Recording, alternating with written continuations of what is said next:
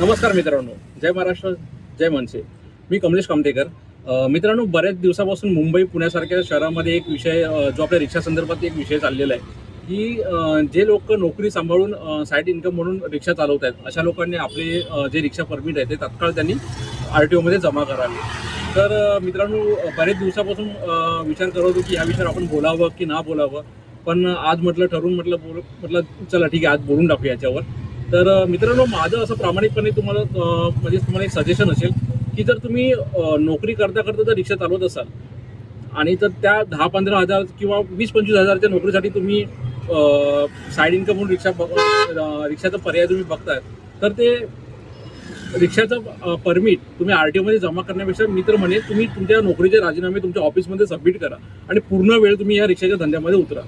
कारण कसं आहे माहिती आहे, जे तुम्हाला इन्कम तुमच्या नोकरीमध्ये नाही आहे ना, तेवढं इन्कम तुमच्या ऑटोमध्ये. जर तुम्ही प्रामाणिकपणे जर तुम्ही व्यवसाय केलात, धंदा केलात रिक्षाचा, तर तुम्हाला म्हणजे हमखास तुम्हाला जो नोकरीमध्ये तुम्हाला जे इन्कम भेटेल ना, त्याच्यापेक्षा जास्त तुम्हाला ऑटोमध्ये तुम्हाला इन्कम भेटेल. आणि हे सजेशन फक्त माझा रिक्षासाठीच नाही आहे. जर तुम्हाला बाकी कशामध्ये तुम्हाला जर व्यवसायात उतरायचं असेल, कोणताही असून, फूड असून देत किंवा बाकी अजून काय असून देत, त्याच्यामध्ये तुम्ही ती लायसन्स तुम्ही तुमच्याकडे ठेवा आणि नोकरीचे राजीनामे देऊन तुम्ही ऑफिसमध्ये जमा करा. कारण कसं आहे माहिती आहे, आजकाल ना ही गरज आहे आपल्या मराठी लोकांसाठी की प्रत्येक मराठी माणसाने ना धंद्यात उतरलंच पाहिजे. कारण नोकरी करून तुमचं काहीही भागणार नाही आहे. कारण नोकरीमध्ये तुमचं मेंटली तुमचे हॅरेसमेंट होते किंवा जे तुमचे बाकी तुमचं पर्सनल तुमचं जे लाईफ आहे ते सगळं विस्कळ होऊन जातं नोकरीमध्ये. पण ते धंद्यामध्ये नाही आहे. धंद्यामध्ये कसं तुम्ही तुमच्या धंद्याला पण तुम्ही टाईम देऊ शकता, प्लस तुम्ही तुमच्या फॅमिलीला सुद्धा वेळ देऊ शकता.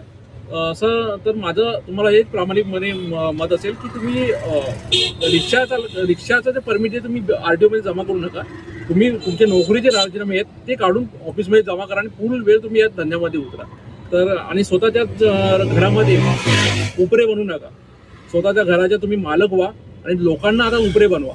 लोकांना नोकरदार बनवा. जे बाहेरच्या राज्यातून जे आलेले आहेत त्यांना तुम्ही नोकरदार वर्ग बनवा आणि तुम्ही आता स्वतः मालक व्हा. हे माझी तुमच्याकडे प्रामाणिकपणे इच्छा असेल, मागणी आहे आणि रिक्वेस्ट आहे की प्रत्येक मराठी माणसाने धंद्यात उतरा. जय हिंद, जय महाराष्ट्र, जय मनसे.